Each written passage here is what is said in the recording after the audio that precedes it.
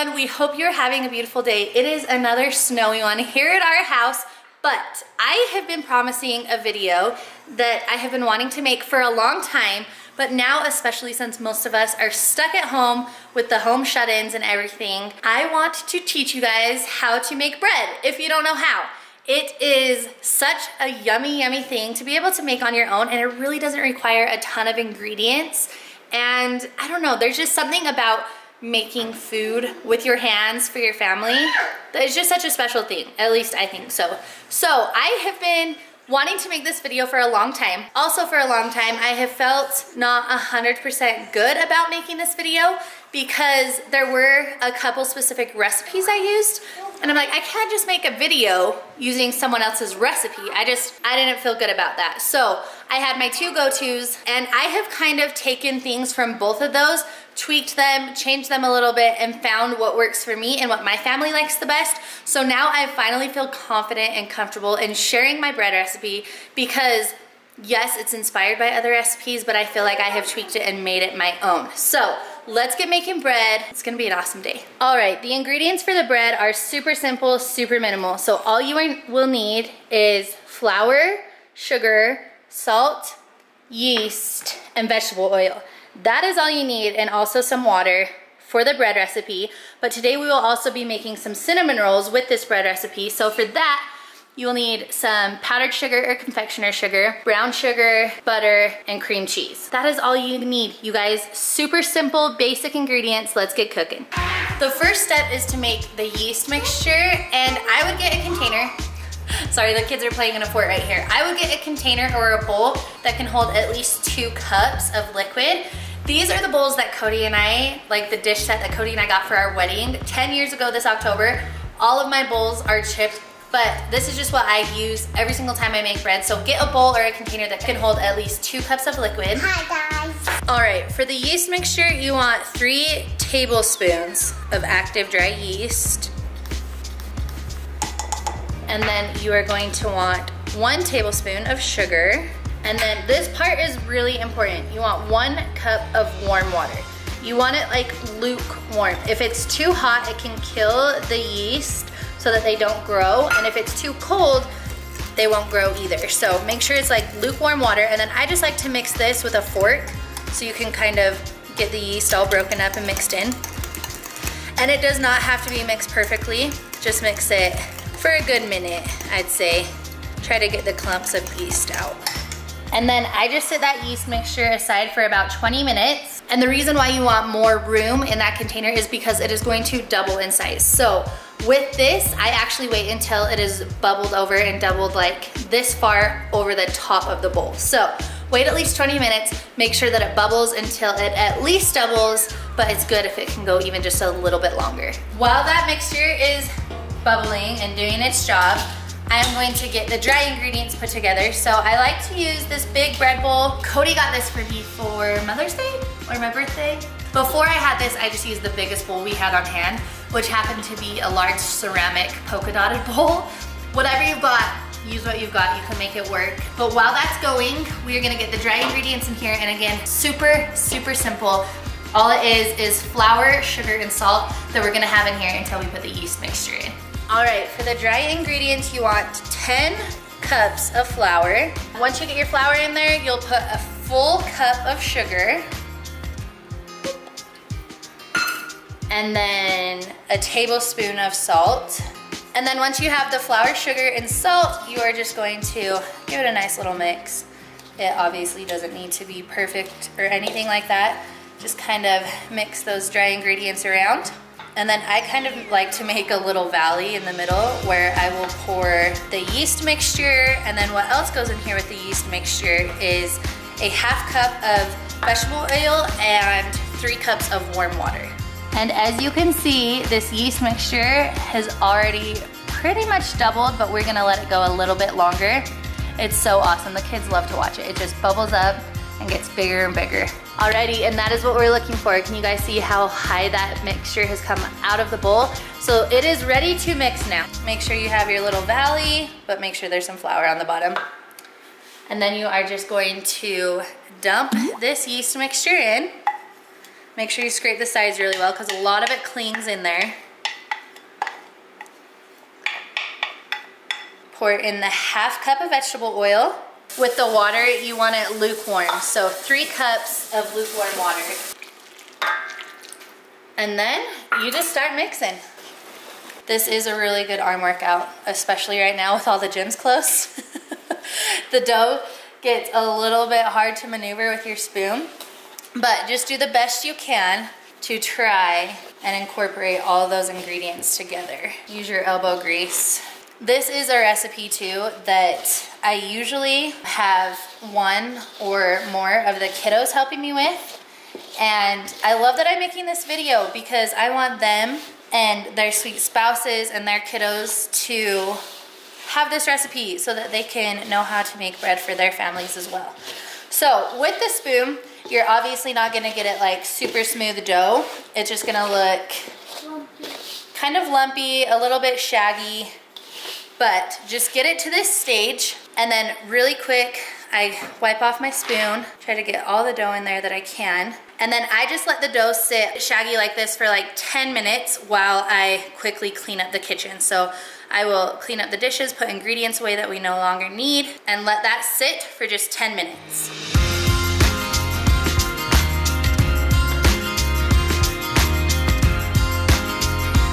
Now that I've got the counter all cleaned up, ingredients put away, and this shaggy dough has sat for at least 10 minutes, I am going to start kneading it by hand. And this again is where you gotta put some muscle into it. And this is where you want it to be nice and smooth and dough-like in consistency. So put some muscle into it and just work with it, I would say for at least 5 minutes.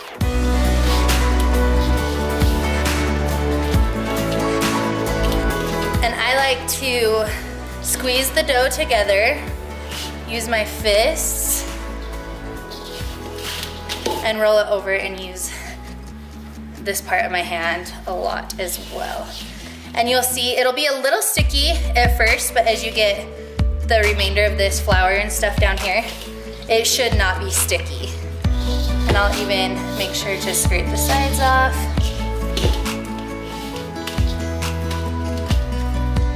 Try to get everything evenly distributed.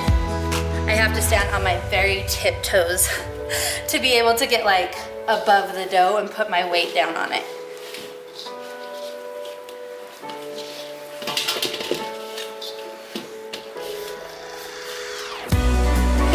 So just knead, knead, knead away.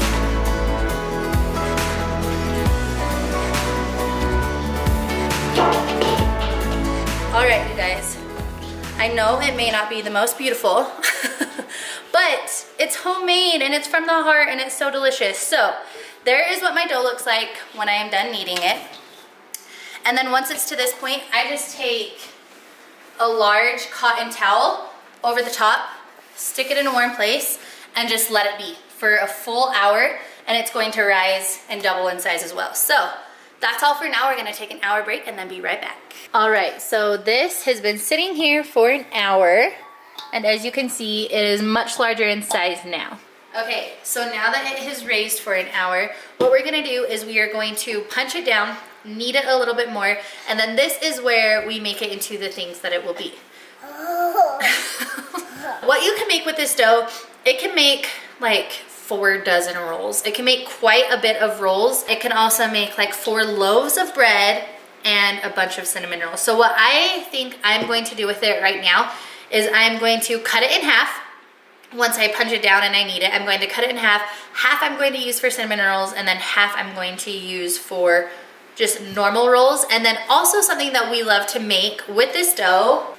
So I made these a few days ago, and they're pretty much rolls, but you just make them obviously bigger. These are bread bowls, you guys. So what we do is we cut the top, take the top off like a lid, hollow it out, fill it with warm soup, and it is the yummiest thing to eat soup with. So you can make bread bowls, you can make scones, you can make normal rolls, you can make cinnamon rolls, and you can make just normal loaves of bread. So this recipe really works for anything, but today we are going to do cinnamon rolls and then just some normal rolls. Obviously with the recipe like this, you end up washing your hands a lot because there's a lot of waiting in between, but then you are literally making it and mixing it with your bare hands. So make sure you wash your hands a lot, especially before you get back in here to knead the dough. And you don't have to knead it too much right here. I just like to try to get any air bubbles out, try to work in any other parts that are left a little bit sticky. Just again, give it a good little mix. And then after that, this is when I move my bowl over to the side. Obviously I cleaned my counters while it was rising when I was cleaning up the kitchen. But on a clean counter, sprinkle some flour, just a little bit, it doesn't need to be too much, just so you can work well with your dough. And then I usually rub my hands together so my hands are nice and coated in flour. And then I will put that right here on the counter to work with.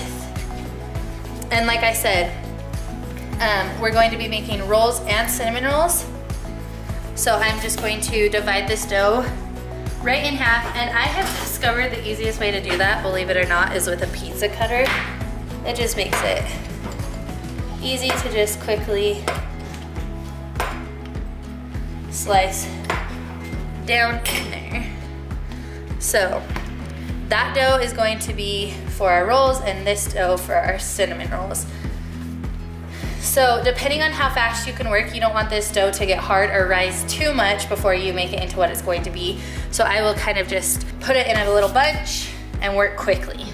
Okay, so before I start rolling out the cinnamon rolls, I get the pan prepped so that as soon as I'm done making them, I can just quickly put them on the pan. So I just use butter, and I will just take the stick like this and butter the dish. It adds flavor, obviously, to the rolls and cinnamon rolls. I do this for both. Bread rolls, anything I make with this dough, I butter, or I grease the dish with butter. So I will just take a stick with the paper still on so it doesn't get all over my hands, and really butter the pan up pretty good. Be generous with it. These definitely are like healthy, clean, calorie conscious treats, so you know, put that love and comfort into them, I guess. It really just does make them taste so yummy. So I'm going to set my butter over here and then get working on this cinnamon roll dough. So I try to flatten it as much as I can with my hands before I get my rolling pin out. And obviously with cinnamon rolls, you're not really going to want a circle. You're gonna want more of like a rectangular shape, like a long oblong shape. So I will just smush down the dough with my hands before I get the rolling pin out. And then as I'm rolling, I just make sure to try and roll that dough out in a long shape so that it's ready to go for the cinnamon rolls.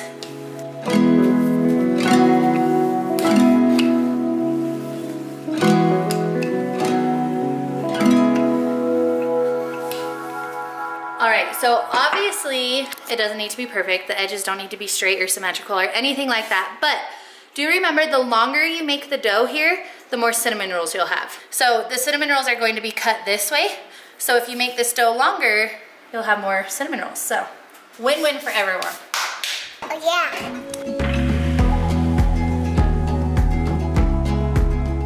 Okay, and then for the next thing, once you get your dough all rolled out, melt or soften some butter.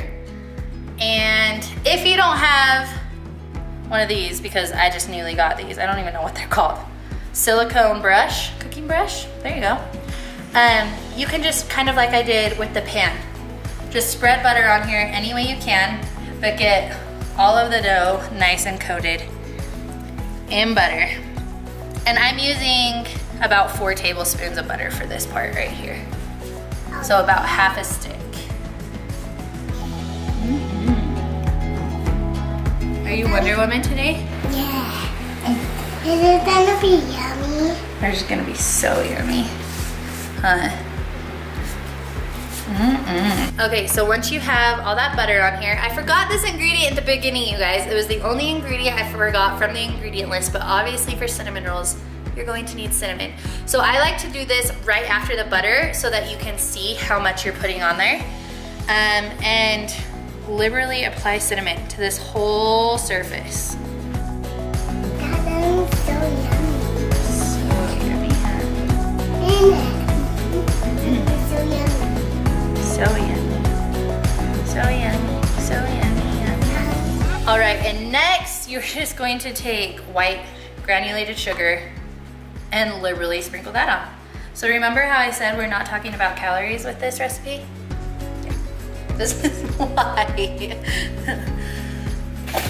So there's not really an amount. I usually just use about like 2 handfuls of sugar, but sprinkle it all over evenly. And you guys, my little brother, he just became a dad on Monday night, and these are my sister-in-law's favorite, these cinnamon rolls, and they just got back from the hospital with their new baby today. So these are actually being made for them, these cinnamon rolls, and we gotta hurry and get them over to their house before our shutdown goes into effect. So once you get the white sugar on there, then you're also going to sprinkle brown sugar. So I mean, these aren't lacking in the flavor, you guys. You have butter, cinnamon, white sugar, and then brown sugar. I got a big one. It's mommy's brown sugar saver in there. Okay, so this is what your cinnamon rolls will look like before you roll them. So make sure you have all 4 ingredients. Obviously, it doesn't need to be perfect, nothing like that. Just do your best, guys. They're gonna be delicious either way. So this part is kind of tricky. You wanna start on the side closest to you and start to tightly roll these. It can be difficult because it is long and you only have 2 hands. So I will just take my time here and try to get it tightly rolled. And I'll have to hold one end to catch the other side up to it. And then just try to follow suit with the entire thing. That's gonna be so yummy. That is gonna be so yummy. But again, you guys, these do not have to be like perfect. Anyone can make them. They're all going to have their own character to them. But the important thing is that they're gonna taste delicious, especially when you eat them warm. Yeah. Yeah? Let's eat all that. You're gonna eat it all? No, that's one piece. Just one piece. Just one cinnamon roll. That is But take it nice and slow. Don't rush. Try to make sure it's tightly rolled. Is that cool? Here I snake. It is like a snake. If you roll it like a snake, it's real can do this. Okay, for this next part, to cut the cinnamon rolls, you can use cooking twine. You can use dental floss. That's what we have on hand today, so that's what we are going to be using. But pretty much you can use whatever you have on hand. I have been without dental floss and cooking twine before, and I just cook them with a knife. I just make sure, because when you do put pressure on it, it's going to kind of flatten it. So after I cut it, I will do that with my fingers to round it out again. So if you are using a knife, just make sure you round it out again. And these edges are always kind of funky, because as you can see, the dough doesn't go all the way to the end. So sometimes I will make sure that I just cut off that whole end piece so that these ones in here will be a little bit more symmetrical, and you just pull and it cuts straight through. But look guys, you know that didn't look perfect, and look how awesome that looks. So just go through however thick you want them. I like them to be pretty good substance, and then you are just gonna put those on your buttered pan. Like so. And then you are also, before you bake these, you're gonna put a towel over them and let them rise again, so they will be a lot bigger than this when you put them in the oven.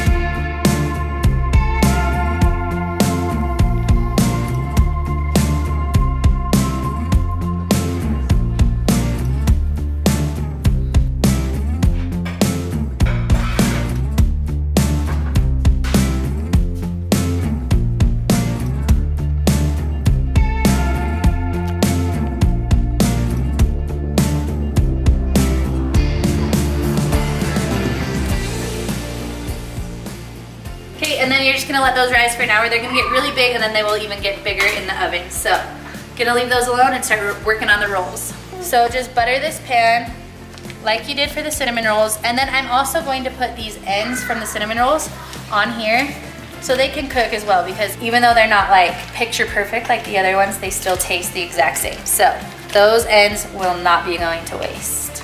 They're gonna be so yummy. Okay, you guys, now for the rolls. These are pretty self-explanatory, I feel like. They can be however big or however small you want. I usually like to fill my hand and then pinch where my fingers are. That's about how much dough I like to use. Everyone's hands are different sizes. It's all up to you. But what I do is I kind of just pinch around, and I actually learned this technique from Ellie Meekum's mom, Grandma Griffiths. Just pinch all the dough around so that it's like nice and smooth on the top. Like a bag. Just makes them look a little bit better. I like a bag. It's like a bag.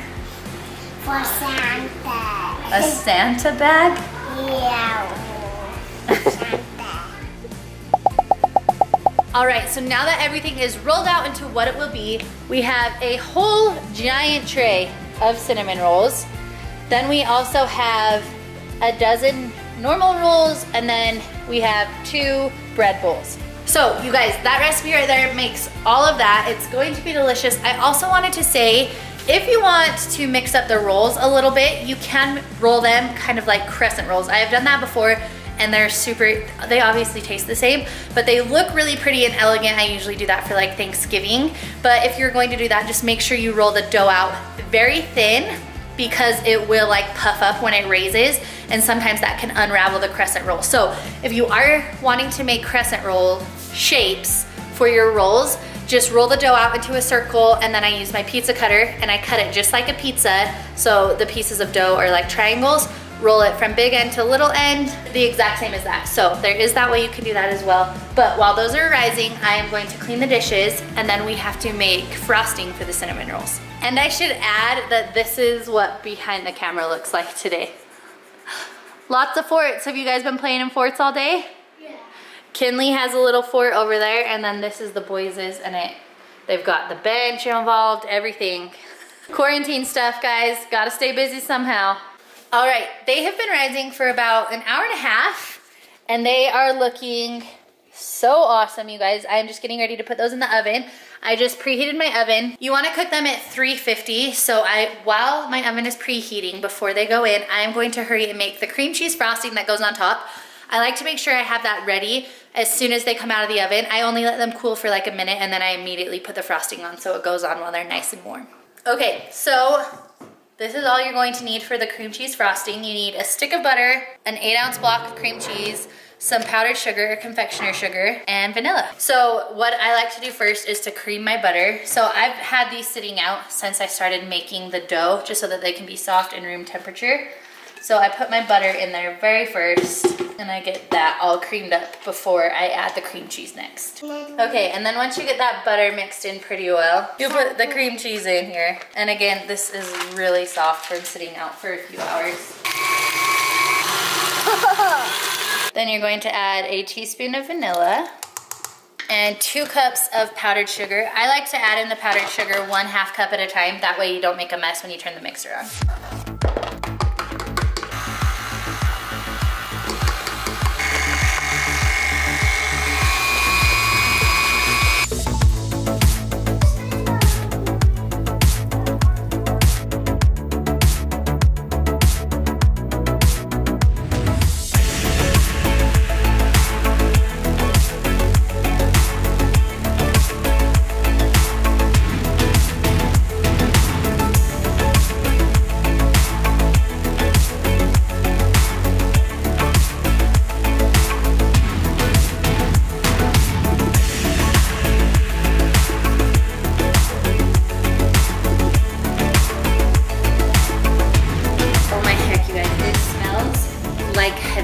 In our house right now.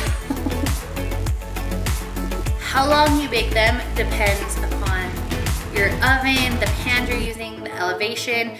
So I bake these at 350 degrees, and they just baked for 17 minutes. I can give you like a base, it's around 17 to 20 minutes. I like to pull mine out before they get too brown, just so that they're a little softer. Oh my heck, you guys, it smells like heaven in our house right now. So my rolls just came out of the oven, and I kind of ran into a slight predicament. I'm out of butter. And when they come straight out of the oven, this is usually where I take my silicone brush again and rub the whole tops of them in butter. These are my two little not so cute cinnamon roll ends here. But you guys, I'm out of butter. Ah! I found the teensiest, tiniest amount. It's gonna have to do. Hi, honey. What are you doing? Alrighty, so there you have it, a step-by-step full instructional video on how I make our homemade bread rolls, cinnamon rolls, and bread bowls. You guys, they're delicious. I wanted to show you really quick with one of the warm rolls fresh out of the oven how stinking yummy this bread is, you guys. It is moist. It's just so yummy. So if you try this recipe, please tag me. I would love to just see that you guys are making something for your family and that it's keeping you warm and it's keeping you fed right now. But I just wanted to say I love you guys so much. Keep your head up. Know that we love you, and we will see you tomorrow. Bye, guys. Hey, guys. All right, for the yeast mixture, you just want one. Hang on.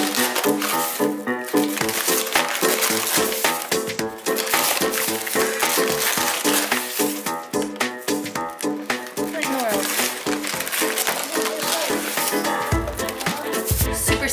Super. My mixer is not in a good position.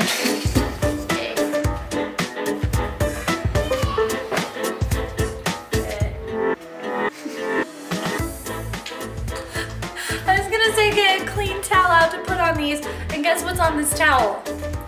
Cinnamon from the last time I did this. It's clean. It just has cinnamon on it. And brown sugar.